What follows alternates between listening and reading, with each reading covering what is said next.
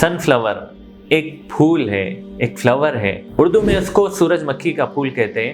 اس کے اندر اللہ نے احساس و شعور کی بڑی زبردست صلاحیت رکھی ہے۔ سورج جب نکلتا ہے تو اس پھول کا جو رخ ہے وہ مشرق کی طرف ہو جاتا ہے، یعنی ایسٹ کی طرف ہو جاتا ہے۔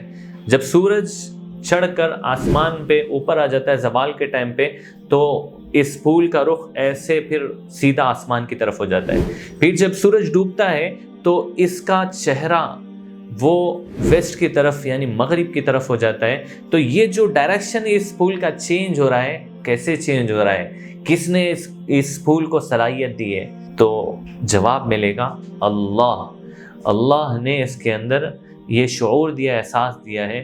تو اس اللہ کی عبادت کرنا، اس کے احکامات کو ماننا ہماری ذمہ داری ہے۔